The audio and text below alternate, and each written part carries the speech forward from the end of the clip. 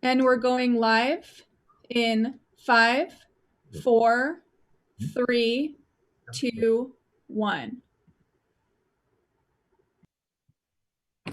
Hey everybody, how you doing this evening? How you doing this afternoon? If you're on the West Coast, my name is Sean Edwards. I am a Critics' Choice Association member and member of the board. And welcome to this special virtual Q&A just for my members of the Critics' Choice Association tonight. This exclusive event features the filmmakers and the actors of the acclaimed movie The Five Bloods, which you can now currently stream on Netflix. This should be a fantastic conversation. Members of the Critics' Choice Association had a chance to pre-submit their questions for tonight's Q&A. Trust me, I've had a sneak peek at the questions. They are definitely fire, thought-provoking, and intriguing. And tonight we have some very special guests that will represent the Five Bloods this evening. And I'll start first with greatest filmmaker of our generation. He has as many films as the New York Yankees have world championships. 27. He's been making movies for 4 decades. And each and every time he releases a film, it's always thought-provoking, cutting edge, pushing the envelope, making you think, talking about subject matters that still matter today, that unfortunately happened 20, 30, 40 years ago. Never one to fail to deliver something that we'll be talking about for years. My main man representing the best college on the planet, Morehouse College in Atlanta, Georgia, home of the Edwin Moses Stadium, where I happened to play a couple of football games back in the day. My main man, Mr. Spike Lee. And did you see where Reed Hastings, one of the founders of Netflix, just gave a check to Morehouse of $40 million? Yes, I did see that. I always keep track of what goes on down at the house. Into our sister school, Spelman too. Spelman in the building as well. Yes, I love it, man. I love the love. Yeah, when it comes to the AUC, it's all good. And I have to tell you real quick before I introduce the other two people, Mr. Lee, you've definitely been an inspiration. I would not be hosting this Q&A. I would not be a member of the Critics' Choice Association if you didn't inspire me back in 1986 with She's Gotta Have It. Mm-hmm. That got me interested in film. So thank you, thank you. All right, here we go. My man, not 1, not 2, not 3, but he's been in 4 Spike Lee joints, including his incredible performance in The Five Bloods, Mr. Delroy Lindo. Welcome to the virtual Q&A, my friend. Thank you for having me. Yeah, put in the good work. Fantastic career, man. You're just an amazing talent. Still love you as Satchel Paige, man. That's one of my favorites. Thank you. Yes, indeed. Satchel Paige, man, forever. Represent the hometown, Kansas City. So love that. Yes, Thank sir. You. All right, here we go. The third participant representing the Five Bloods delivered an amazing performance. You saw him. He was rocking the Morehouse cap and the Morehouse shirt all throughout the film. Love this dude to death, man. Fantastic new talent, man. His future is so bright. Welcome to the virtual CNA, my main man, Jonathan Majors. How you doing, sir? Oh, blessed, brother. Blessed to be here, you know. Good to see you, man. Good to see you, man. Here we go. We got the filmmaker and the actor, Spike Lee, Delroy Lindo, and Jonathan Majors for this very special Critics' Choice Association virtual Q&A. I am so glad you guys were able to participate. And here's how it's going to go down tonight. My colleagues have pre-submitted questions, a lot of which I know, so I already knew the questions were going to be dope. And we're going to start first with this guy that I've known for a long time, my main man representing New York City, Mike Sargent, WBAI Radio, been represented as a film critic for a really long time. He's probably reviewed every single one of your 27 films, Mr. Lee. And I want to welcome to the virtual chat, Mike Sargent, with tonight's first question. Mike, it's on you. All right. Oh, it's okay. I didn't know I was there. Okay, give me a second here. I'm on full screen. Take your time. How you doing tonight? How's New York? All right. Listen, Mr. Lee, I got to tell you, you are just doing it. I can't think of any other filmmaker who's been making films for 4 decades and they're still as relevant. I can't even think of an artist who's as relevant as you. So here's my question. This film is almost a hybrid between a documentary and a narrative. How important was it for you to include such strong context about the Black experience in Vietnam in this film and insert it into the narrative? Is it because there have been so few films made about it? Thank you for the question. And you've been doing a great job, so I want to commend you, sir. You've been putting in work, so thank you. It's a common. There's many things. There were many things said. This is like I've been using this term, a gumbo. This film was a mixture without red meat or pork. No red meat or pork in this gumbo. But the Vietnam War was the first war that was televised into American homes, into their living rooms, my living room. I was 10 years old. So I saw the news came on at 6 and 11. And that's local and, national news. And I saw it. I saw Neil Armstrong step on the moon. I remember the night when Brooklyn, along with other 120 cities, was aflame after Dr. Martin King was assassinated. I remember watching the Democratic National Convention and Mayor Daley unleashing those stormtroopers. They were cracking heads, and the young students were screaming. The whole world's watching. The whole world's watching. So a lot of this stuff I saw growing up. And so I was born in the pocket. I was old enough. I was born in 57. So 67, I was 10 years old. So I was old enough to know what's happening, but young enough not to be drafted. And like many other things, our narrative had not been told. When look, I'm not gonna. There have been films with Black soldiers in Vietnam, and we had two big nods to Apocalypse Now. I cast Lawrence Fishburne in my second film, School Days, because of him. I cast Albert Hall and Malcolm X because of he was on the boat in Apocalypse Now. But we just wanted this, when the script came to us, to Kevin and I, Kevin Wilmot and I, we just wanted to tell it from the viewpoint of you almost say the forgotten African-American soldiers. Yeah.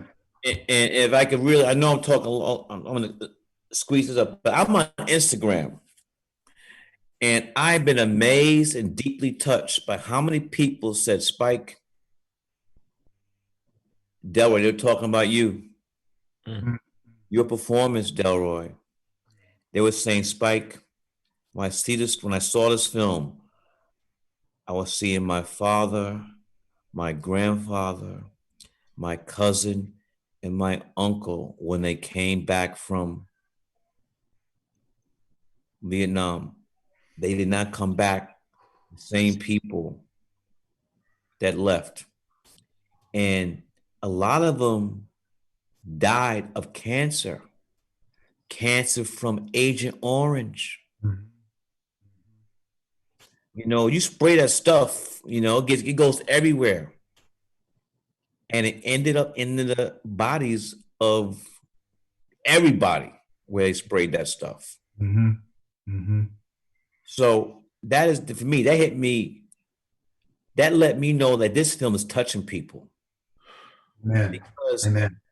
Because Vietnam vets don't talk. Mm-hmm. And they don't walk around with, most don't walk around with a Vietnam hat on their head. And it's a goddamn shame that that's why we have the film against Muhammad Ali. No Viet Cong ever called me nigger. Mm. We should never, it's the moral war. LBJ, Lyndon Baines Johnson lied, Tricky Dick lied, the Pentagon. It was over money.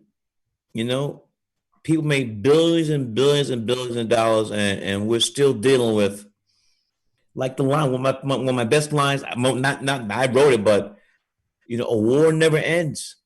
We're going on almost 50 years since Vietnam's over, and we're still. I don't think America's gotten over that yet. That war. No, right. I'm gonna shut up. Nah, well said. Very well said. All right, our next question is for Delroy Lindo, and it comes from Lana Wilson Combs, representing KFBK, AM, and FM. Lana.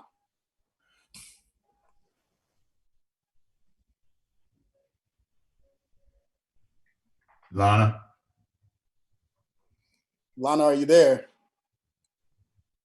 If she's not there, I have the question in front of me. I can definitely read it for you, Mr. Lindo. You want me to just read her question for you? Sure, go ahead. Yeah, sure. So, Lana. I'm here. oh, Lana's here. How you doing, Lana? How's it going? Hi. So first of all, Delroy, congrats on a phenomenal performance as one San Francisco State alum to another.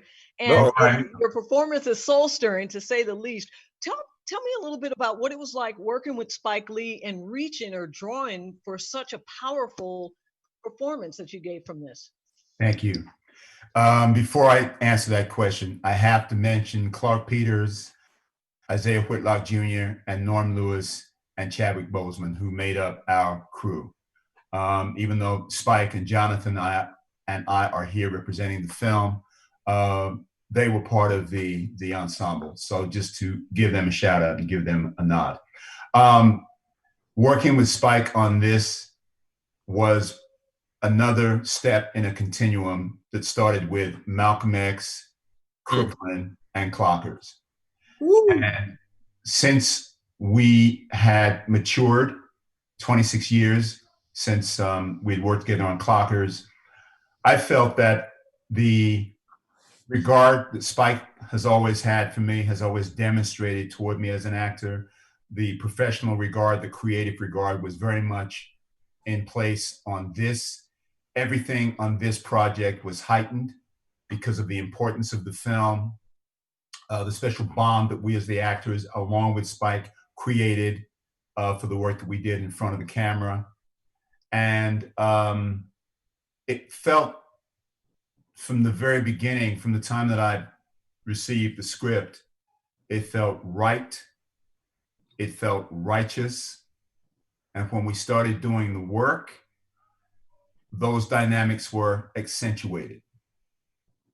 So that's the short answer to your question. I hope I answered your question. Thank you for that. All right, Mr. Jonathan, this question is actually from me. So I want to ask you, you were the youngest out of the primary cast. So I want to find out from you, what was your experience like working with so many legends and the great Spike Lee on and off the camera? Wow. I guess that was my overall experience of it. Wow. Spike was the first, you watch a film growing up, you don't think director, you just think, you think actor, you think characters in the film. And Spike was the first, I guess, artist responsible for putting, to me, Black heroes, Black protagonists in films. One of my favorite films was, and it is Malcolm X. And that's the first time I saw, coming up, you don't know who the actor is. You say, well, Malcolm X, whoever this Malcolm X character is a superhero, and he has a sidekick. And I like the sidekick too. The sidekick's kind of funny, and he walks crazy across the street, so you fall in love with that.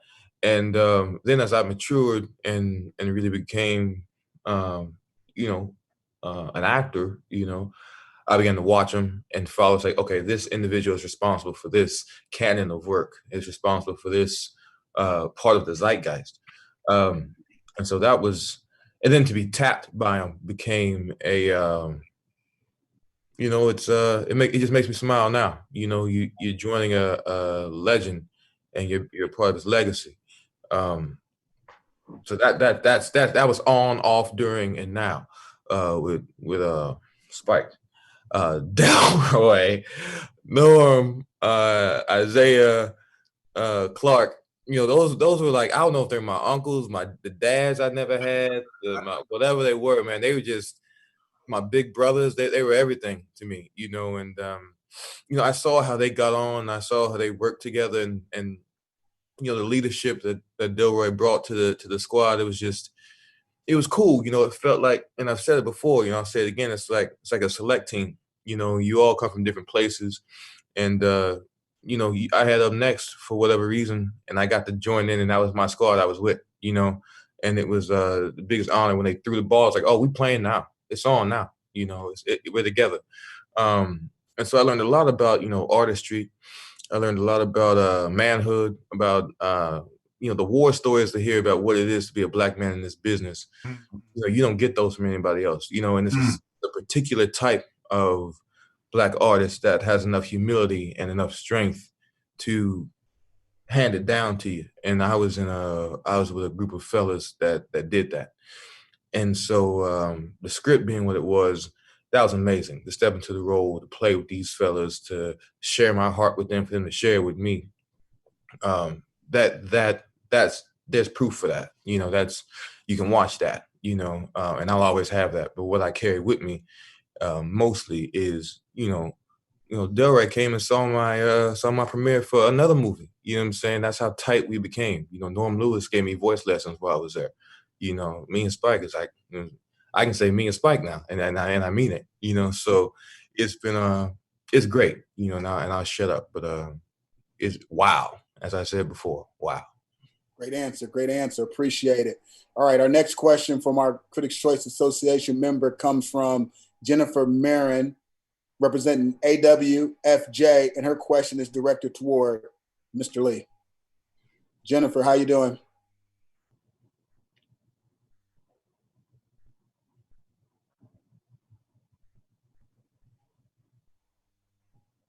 Got this new virtual life, just a little bit of a lag. How you doing, Jennifer? Oh yeah, thank you very much. Thank you for calling on me. I share with Spike being a graduate of Tisch School of the Arts, and I truly appreciate. I'm one of the older members here, and I lived through this war, and you have created such an important document about what everyone went through who disagreed with that war. And I was very cognizant, I don't want to go on about this, but I was also very cognizant of the fact that Black soldiers were disproportionately recruited and put there.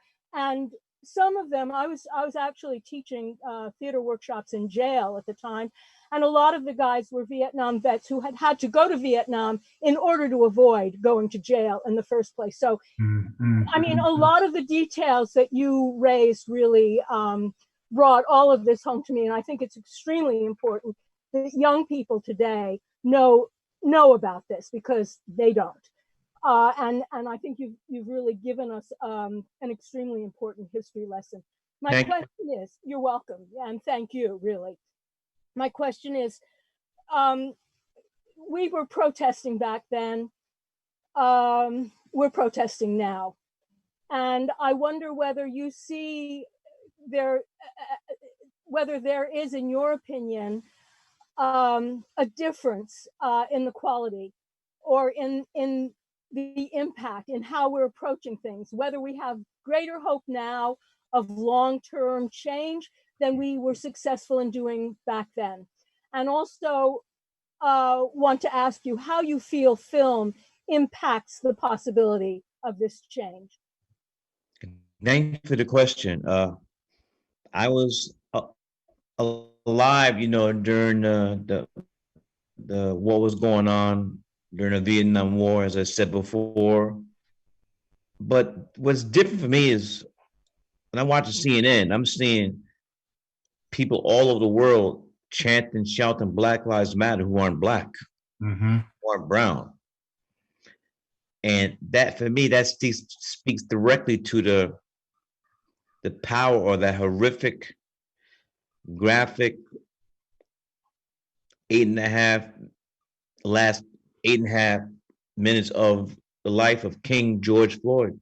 And that reverberated around the world. And people took to the streets. Statues are being torn down. Laws are being changed. Chokeholds are being, there's a lot of stuff that's happening. White corporations are just donating money like left and right. It's like, but here's the thing though. November 3rd is a presidential election here in the United States of America, and our brother Barack Hussein Obama, we can say the middle name now. He's out of office.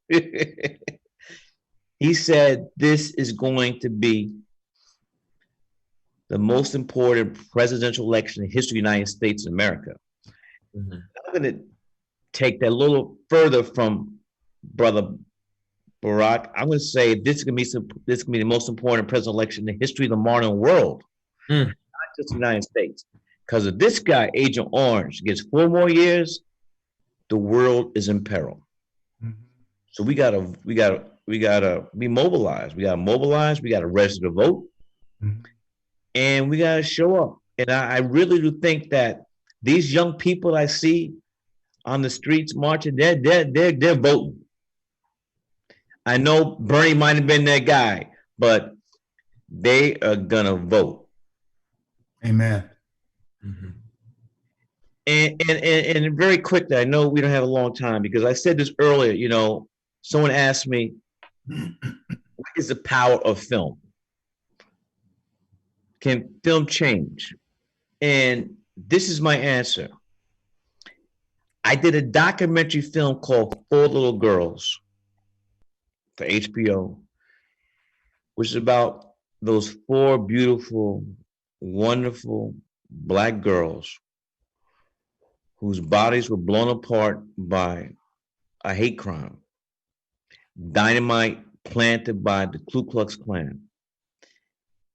In September 1963, the 16th Street Baptist Church in Birmingham, Alabama. The FBI knew a week after who planted those bombs. One of the guys' nickname was Dynamite Bob. To qualify for the Oscars in the documentary, you have to have at least a week run in the theater. So we had a week run of the film forum here in New York City. And the day before that run started, might have been a day or two, I get a call to my office, a call to me from the FBI. They wanted to see the film. Wow. The day after the film ran, they opened the case again. Amen. They opened the case again, and those motherfuckers went to prison. They've been walking around scot-free. And that wasn't even my intention. I just wanted to tell the story of these 4 girls who weren't allowed to grow up. I didn't know the FBI was going to call my office and say we need to see the film. But I'm not trying to make heroes FBI because they knew a week later who murdered those girls. Jacob, who was not a friend of Black folks, definitely not Dr. King. So that's always my answer when I talk about, what film can do. That's, and that's it. But that's a true story. All right. Thanks a lot. Appreciate it. All right. Our next question comes from Courtney Howard with Variety and is directed towards Spike Lee. Courtney. Hi, can you guys hear me? Yes, we can. Oh, yay. Hi, everybody. Congratulations on the movie. It's phenomenal. I echo everybody's praise from this. Mr. Lee, I'm curious, how did the idea to use Marvin Gaye's music come about? And for Mr. Lindo and Mr. Majors, did you already know the lyrics to What's Happening, Brother, before getting your roles? Well, let me start first, if I may. This album is one of the greatest albums ever made. Mm-hmm. Came out, was in high school, came out during the Vietnam War. Marvin Gaye had an older brother named Franklin who did 3 tours as a radio operator. So he was writing Marvin firsthand. War's hell. Marvin's also, in Detroit. He's in Motown, so he's seen the Bloods come back all messed up. The ones able to make it, and live on heroin. So I think those two things, really the impetus for the whole album. And so once I knew, it was not, I didn't have to think long. So we got to use these songs. He asked, this is an album they were listening to. This is an album that Hanoi Hannah was playing.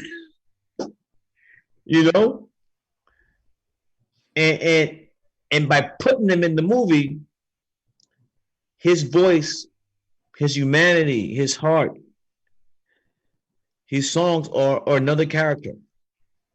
Right. That's right. Great answer. All right, our next question. We got Hold on one second. I did not know the lyrics. I have the album, from when it came out, but I will not sit here and tell you that I knew the lyrics word for word for word. I did not until we worked on the film. Wow.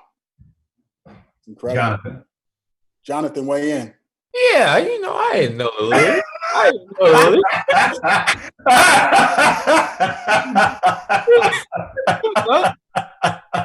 I know him now. Right. What'd you say? You know him now. That's all. That's all that matters. He didn't have to know the lyrics. He didn't sing it. Yeah, he didn't have to sing it. Thank you, Spike. The root just there. Yeah, participant. His character didn't really know that song. So he didn't have to learn the lyrics. All right. Our next question is directed towards Spike Lee and Delroy Lindo, and it comes from Jenna Bush with Vital Thrills. Jenna? Hi, guys. Thank you so much for all your incredible work.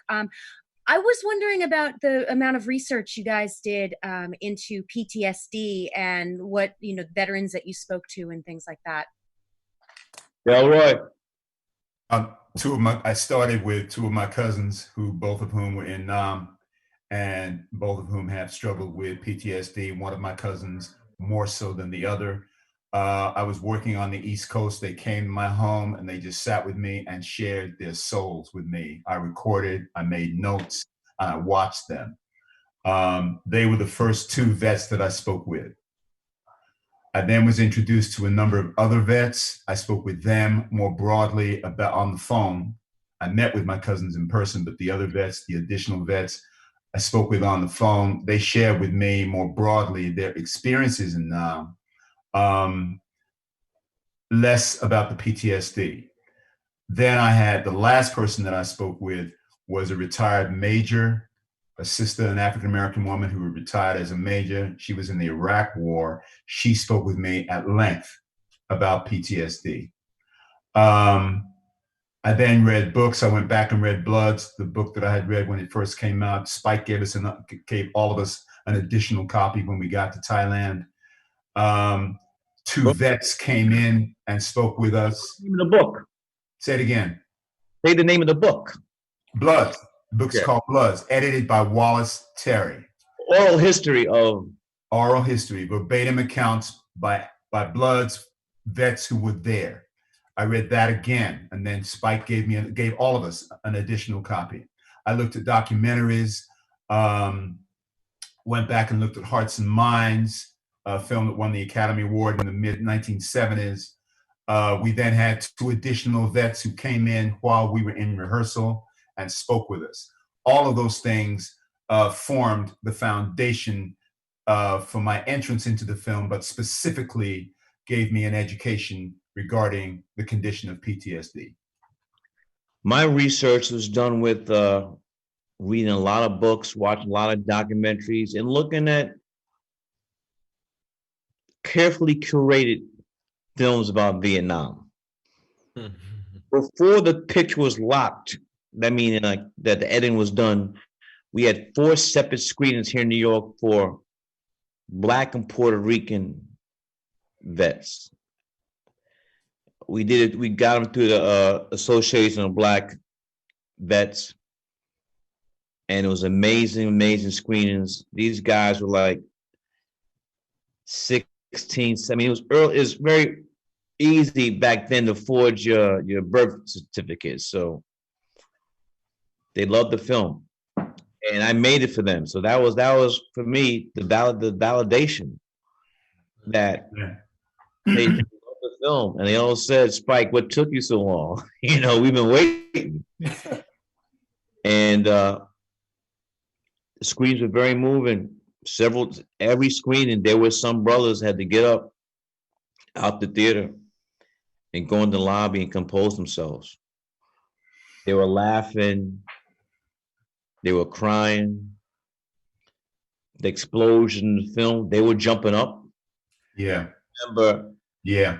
Scene before Norman Lewis gets it, and he was walking backwards. They're all saying, "Don't go!" They were screaming. They were screaming at the screen. "Stop, brother, man! Don't go back anymore." Boom! They all jumped and cover their heads. Wow. And this thing, you know, I don't think we can't make light of the psychological damage and the trauma. We're just almost talking 50 years. You know, 4th of July, forget it. You know, they got a car backs up, you know, and Jonathan, I remember you telling me about, can you tell that story about who was it that they had to get their hand on somebody's neck? You tell that story quick? Who was that, John? My grandfather, my maternal grandfather, was in Vietnam, and one night he was laying out sleep, and a Viet Cong came into his tent, you know, with ill intent to kill him. And just this particular night, my grandfather slept on the other side of his bed, so he was sleeping at the foot of his bed. And when he woke up, he opened his eyes and he saw the Viet Cong standing over him, about to take his life. And my grandfather, we called him Big Andy, grabbed up with his hand and grabbed the man by his throat, ripped the man's throat out. And he was so shook by it. I mean, the man's dead, right? But he was so shook by it that when his buddies came in, they couldn't get his hand open. And so they had to put a tranquilizer in his hand to open it up. And woo, Lord, to this day, not to this day, but to his passing, my grandmama told all of us, all the grandchildren, do not wake your grandpa up. Don't go into his room. And I didn't realize the reason of that until I got this film, and I spoke to my uncle about it, and he told me that story, and then it all rushed back. I was like, oh, grandmama always said, do not go in your grandpa's room to wake him up. Just let him sleep. Yeah. So he carried that. Now it's a big man. He was 6'8", about 280 pounds, 300 pounds, and that fear stuck with him. You know, and stayed in his conscious. Wow. All right. The next question is for Mr. Spike Lee from Juan Fernandez Paris, representing WAPA TV. I'll call you. Juan. Yeah, okay, I'll call you on the phone. Okay. All right. Hello, sir. Thank you so much. Thank you so much for letting me talk to you guys about this important film. So I wonder, when it came down, you said you curated. This is not the first time you represent Black soldiers on screen, but specifically with Vietnam. Any particular challenges on getting that, what you wanted in the representation, in the directing of it while you were shooting those sequences? There's no film that's easy.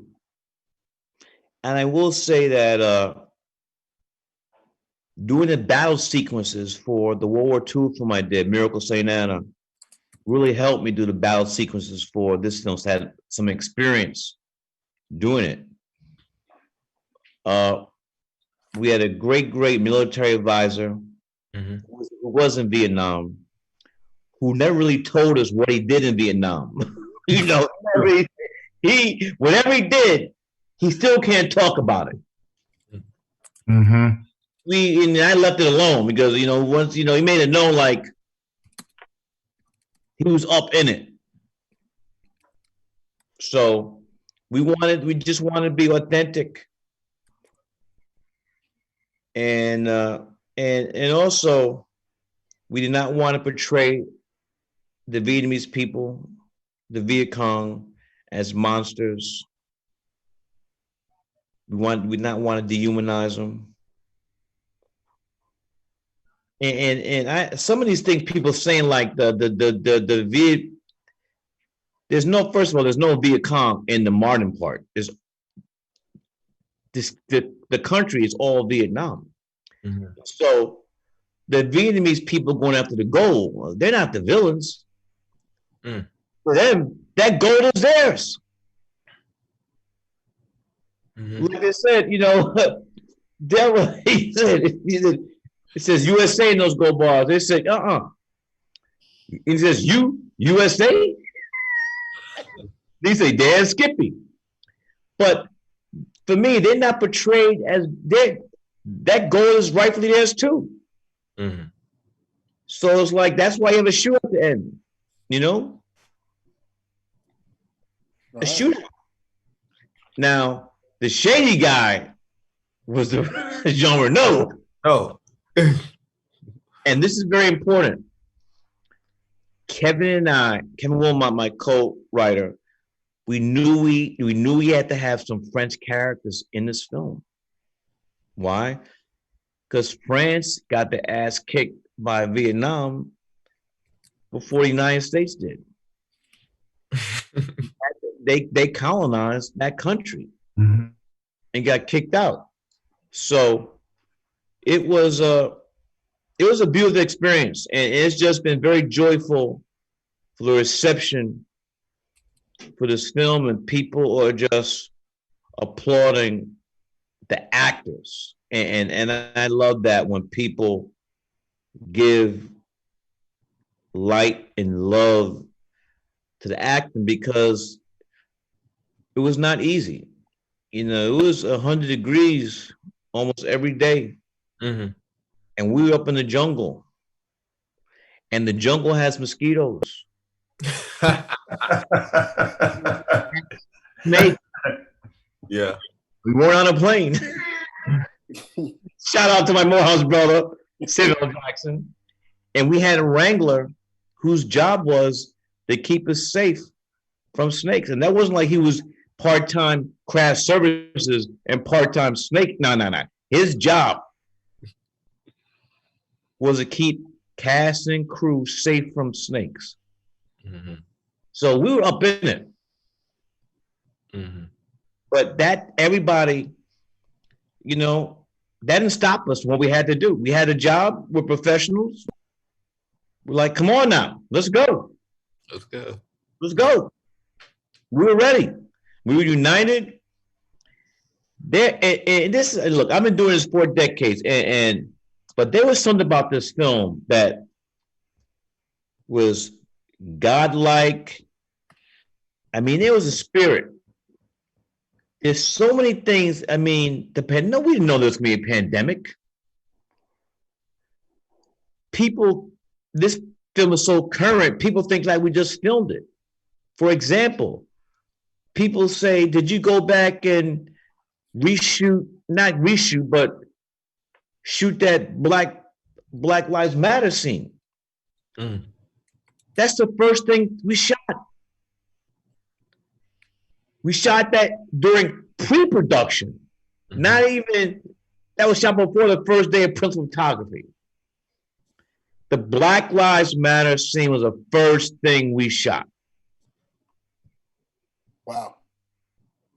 All right, the next question comes from Sharonda Williams with Pay or Wait. Sharonda. Hi, good evening, everyone. Sharonda Williams from Pay or Wait. Spike, I just wanted to ask a question as to the significance of all of the lead characters from the Five Bloods, their names in correlation with the Temptations, and also too with their late producer as well, Norman. It just hit me upside the head like that. I take, but don't let me get, excuse me, that's a flippant answer. I can do better than that for you. For me, a character's name is everything. Mm-hmm. Mookie, Ray Rahim, bugging out. I mean, just go on and on and on. Big Brother Almighty.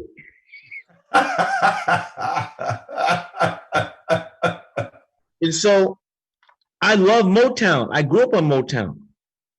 I love the Temptations. The Five Bloods. There was 5, Temptations, the original. And then the greatest producer was Norman Whitfield. And the other day, the lone living member of the Temptations called me.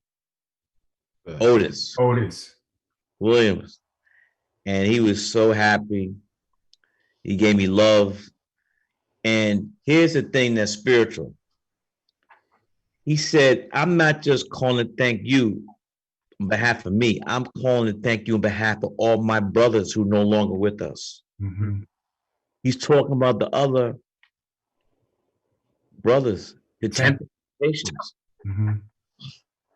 And that's the stuff I'm talking about, that there's a whole lot of stuff I can't explain that's going on with this film. I want to add something regarding the names. When Spike called me and he said we would all be named after the Temps, and that was fair enough, and I accepted that. I went and saw a couple of years ago, I went and saw the Temps musical. I forget what it's called, but I saw it. And I was blown away when I sat there because I had never seen the Temps in concert. And the breadth and the depth of their music and the impact on American and world culture, mm-hmm. I was exposed to during the play. Now, Ain't Too Proud to Beg, right?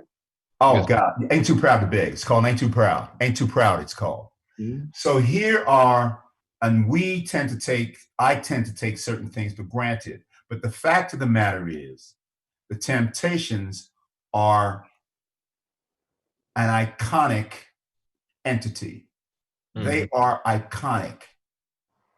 So here you have these men in this film, all named after icons, which for me speaks to the power of these men that they may or may not be in touch with. Now, I don't know if that was Spike's intention. We didn't talk about it. This is occurring to me right now. And for me, it adds to the poignancy and the tragedy of this story, because all of these men named after these icons have been scarred, they have been violated, they have been trampled on. The God within these men, and I'm including my son in this, David, named after David Ruffin. I'm including my son in this. We've all been scarred and trampled on and violated and struggled with our lives. And this film, in one fell swoop, is attempting to correct that by putting us front and center of this story. So I don't know if that was Spike's intention. That's what's occurring to me right now. And I had a very similar response a year and a half ago. I went and saw the Isley Brothers, Ronald Isley, in concert. Mm-hmm. And when you sit there and you were exposed to the breadth of the music and the genius, it's breathtaking. Mm-hmm. So I think similarly for the Temps. That's all. That's my theory. That's my take on the names of these men, and the significance of the names of these men. I love it. Fantastic. Great way to end this. Unfortunately, we're out of time, but I want to say thank you on behalf of One more. All right, cool. We got permission. We're gonna do one more. One more. All right. Let's go, man. Spike says go. We can go. We definitely can go. Let's go ahead and do Danielle. Let's see, where's Danielle? We're gonna do Danielle. We can do that. We can do that real quick. Spike says one more. We'll do one more. Danielle Salzman, representing Salzy at the Movies. You got permission to go. Having me here tonight. My question is for Spike. what led you to do the whole flashbacks with the actors at their current age, as opposed to getting a whole different set of actors, or going the Scorsese route and using CGI to de-age them? Thank you for the question. Well, the guys that I have are great actors. They're great actors. And I think their performance would have been hindered by having some people play younger versions of them. And I've never really seen a film where that works. Didn't want to do that. Also, Netflix was the only place, Netflix is the last place we get who said yes. We made this film for a price. And if an additional $100 million been added to the budget, the film not been made. Also, to continue to answer the question, we were shooting in the jungle, 100 degrees, prosthetics, makeup, that stuff would have melted and run off the actor's face. I believe in the intelligence of the audience, and I knew that it might be a little jarring the first time I see it, but they would soon just go for the ride and understand this is their memory. And that's really been I mean, the studio, they thought it was a risk, but I didn't. I knew that the audience would believe, because we had great actors. In fact, the great actors made the audience understand that they're playing their younger selves. And so it really is a combination of all those factors. But we were not getting another $100 million to use special effects, to do de-aging. That wasn't going to happen. All right, I know, Spike, you're a huge Prince fan. Are we going to Prince this out? One more, the encore on top of the encore? You want to do one more like my man Prince would have done it? Or are we done? You the boss. We got a great, we'll take a minute and pick the great question. I know you got them in front of you. Yeah, no, I'm okay. I'm gonna end. This is a great way to end this fantastic Q&A with the members of the Critics' Choice Association. And this question comes from EJ Moreno with flickeringmyth.com. Here we go. The final question of the night. Virtual CCA roundtable with the Five Bloods. EJ. This is an honor to talk to all of you. You are all so incredibly talented. So thank you for taking the time. It means the world. Thank you. Thank you. Yeah, this question it was originally for Spike and Delroy, but Jonathan, I would love your feedback as well. 4 collaborations is not enough for Spike and Delroy. I wish you guys could have worked together every movie forever. It's just so great. Is there a movie that you wish Delroy was in, Spike, that you worked on that you're like, oh man, I wish I had this? And for you, Delroy, is there a movie that Spike did that you were like, I needed to be in that one? Why was I not there? And for you, Jonathan, is there one growing up? We're around the same age. Was there one that you're like, damn, why wasn't I in that if I was a little bit older? So yeah, I would love to see what you guys wanted to be in. And is there something that Delroy or Spike you just wanted to be in with each other? Well, everything is timing. That's right. Yeah, come on. Timing. And right. The times Denzel, did I get you guys mixed up now? You and Denzel both done 4 films with me. The films we made, those are times to work together.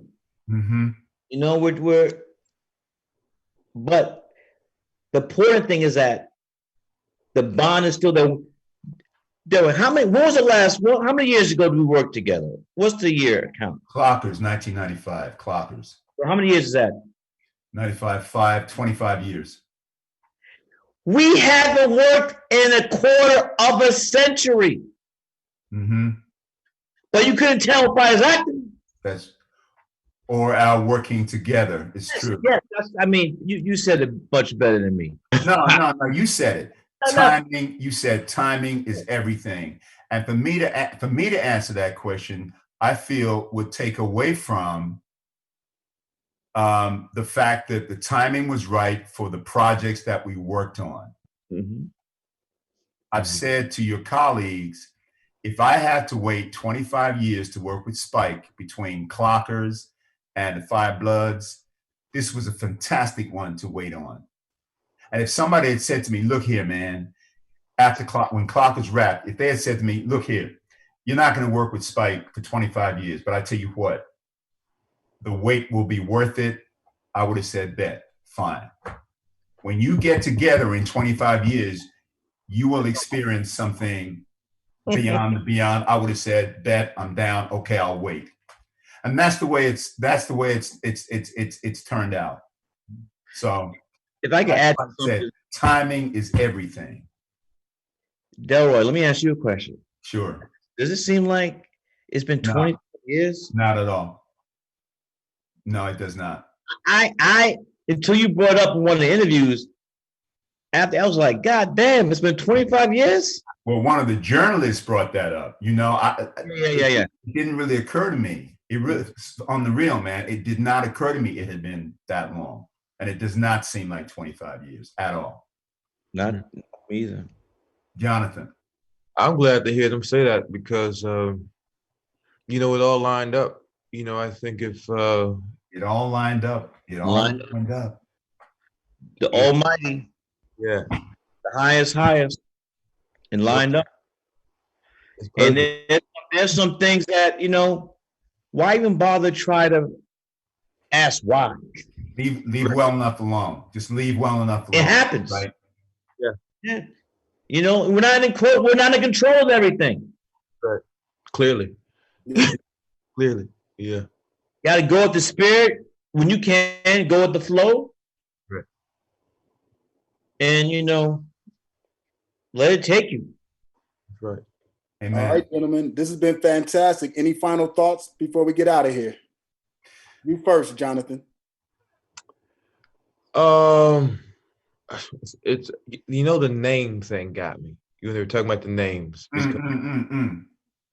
It was actually one of my cheat sheets in because we're talking about the spirit and everything, but David, you know, David prays in the film. David also wears a cross around his neck in the film.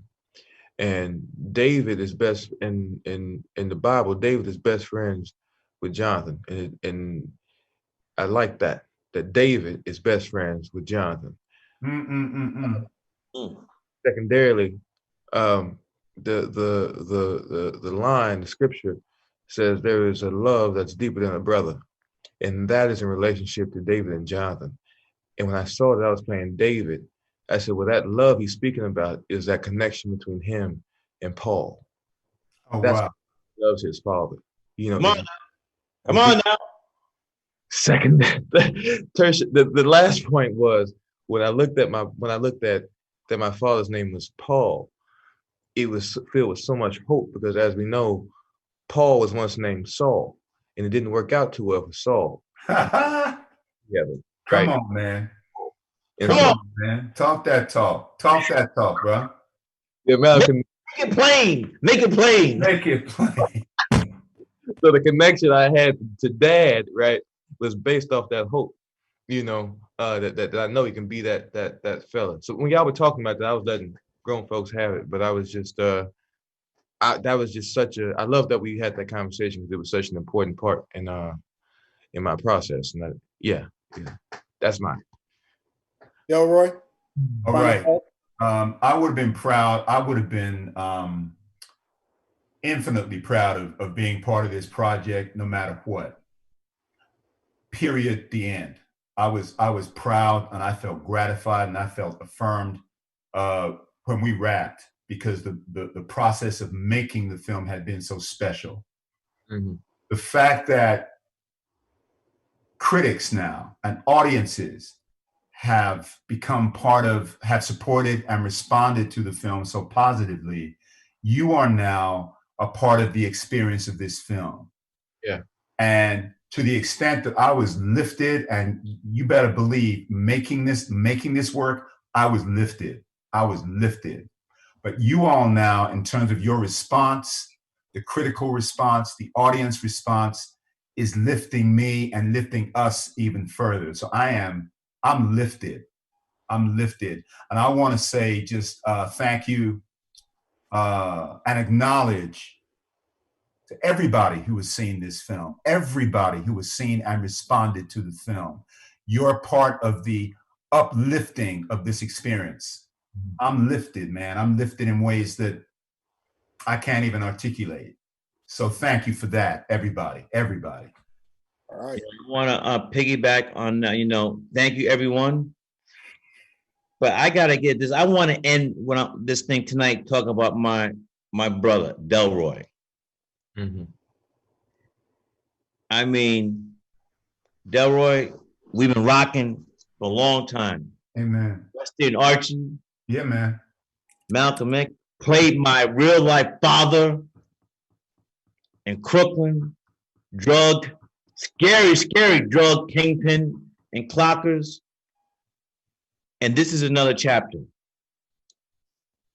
The humanity that you brought this tortured. Paul, this guy, he's never caught a break in his life. Right? He's never caught a break. He has to go. He can leave, gets bit by a snake. His backpack with the gold gets stuck on a motherfucking tree branch. Falls down, almost breaks his goddamn neck. Looks up, goes and swinging in a tree. He's like, fuck it. You win, God, you're a trickster. Like, goddamn, But what Delroy, what you did, because the man was haunted. Friendly fire killed he loved no one more than Storm and Norman. Amen. Amen. His wife, who he loved, who she loved him, dies in childbirth to his son, who he blames for his wife's birth. And his son has to take that his whole life. And as we all know, for a lot of us, sons want approval. Sons are always going to be good with moms. That's right. Moms and sons like that. But fathers and sons, that's some other shit. Yeah, it is. Yeah. So, talk that talk, huh? Talk that talk. Look, I'm not going to take my son equation. I've always wanted approval from my father, too. That's what sons look for. Yes. And some might go to the grave never, ever gotten it from their father. And that leaves a hole in your soul. And when, there's no spoiler alerts on this, everybody's seen the film, but the scene that makes me make my my eyes well up is when Chadwick Boseman comes back from the dead to confront his killer. It was a mistake. And the way Tom Siegel shot this, we had another location, and Tom said, Spike, I got a better place. Because we had broken for lunch, and then Tom said, come here. Don't get lunch, just come with me. I got a better location. So the crew had broken. And we at the bottom of a waterfall. And he said, Spike, we're going to get some smoke machines. And it's going to be like fog coming through. And then the light, when we come back from lunch, the light will be right on top of us. So the film begins with the second time Mr. Delroy Lindo was talking in the camera. And he's having a very funny conversation with God. It's hilarious. Talk to the camera, talk to the audience. But he's really talking to God at the same time. And then you see his eyes move. And that is a cue. He's seeing something. So we leave Delroy's face. The camera goes up amongst the trees. And we see this heavenly light coming down. And when the camera finally descends, Chadwick was there in this. I didn't tell him to do it. This pose he had was a motherfucker. Has his rifle, looking up, and he's like a saint. It's almost like Jesus. He's like a Christ figure. And we hear Delroy's voice, come on, man, what are you doing here? What are you doing? I don't know exact word, like, come on. And he says, we got to talk. Opens up his shirt, and we see the wound. Then we cut to the scene where we saw the friendly fire. We come back, and this is the scene that gets, this is the part that gets me. When he just grabs, when he grabs Delroy, and, he says, you got me good, but it was a mistake. I forgive you. And Delroy just started to bawl. And to have these two black men hugging each other with nothing but love. That thing. And then Terrence Blanchard scored for that too. Yeah, man. Yeah, man. Yeah, man. God. Yeah, man. That is, excuse my language, but that is fucking pure cinema right there. And then he says, these guys embrace him. Nothing but love, brotherhood. And when a lot of times, as black males, we're not taught to show that type of love. That's right. That's right. Why are you being a bitch? Punk ass bitch. Why you ain't ghetto? You ain't gangster. You ain't. That's some bullshit. We gotta be able to show our emotions. And then I know before the end of the scene, he says, "There's an ad lib." I said, "You gotta say this." I pulled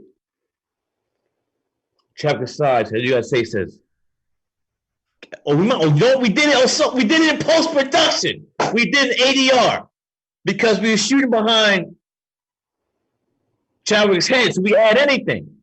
So we put him. He said, "God is love. Love is God." And so,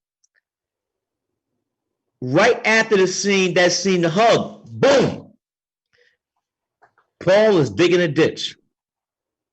Digging his own ditch, which comes directly as a direct lift from the treasure of Sierra Madre. But at this point, now this is my interpretation. At this point, all the burdens, strife, everything that's gone wrong in his life, he's free. At the end of the movie, even while he's digging his own ditch, his soul is free. And then he's singing, what's the name of the guy? What's the song? God is my friend. Jesus. God is my friend. Yeah. Singing that. They don't know what I just said, they don't know what he's singing. And he knew he was going to get killed. but he was at peace. Mm-hmm. Right. And that's the way you played it. That's the way that's my interpretation, Delroy. Amen. Amen. Amen. You were at peace.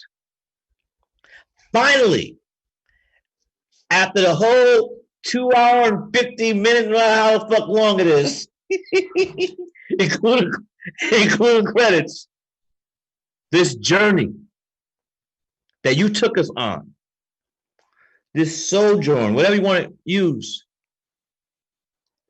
your trials and tribulations, at the end of the movie, Delroy, your character was at peace. Mm-hmm.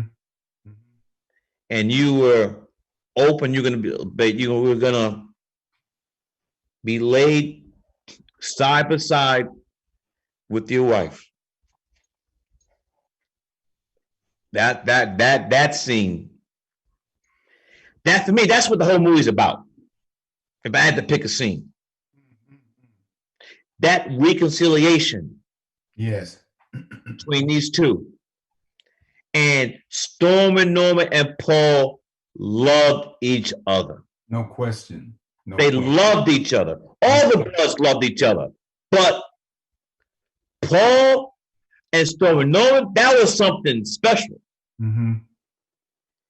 And Paul accidentally killed him. And up to the end of the movie, here's the thing. Until Storm and Norman forgave him, his life was hell. But when Paul said, "You got me good," and the thing about it that I love Chadwick, he made it like a joke. Mm-hmm. Good, right? But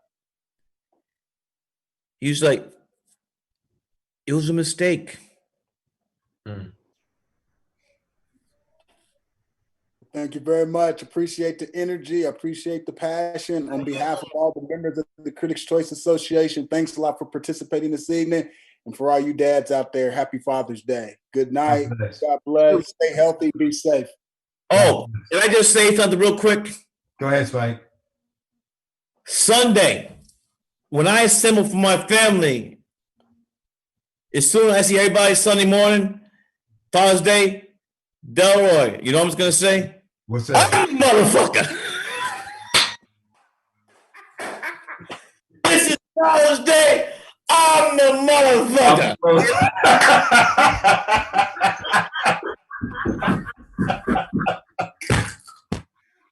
I don't want to hear motherfucker day. This is motherfucking Father's Day. And I'm the motherfucker. Everybody will get Father's Day. God bless y'all. Love you all. Thank you, everybody, for participating. Thanks God a lot. bless y'all. Good night. Thank you. Good night, Good night. now.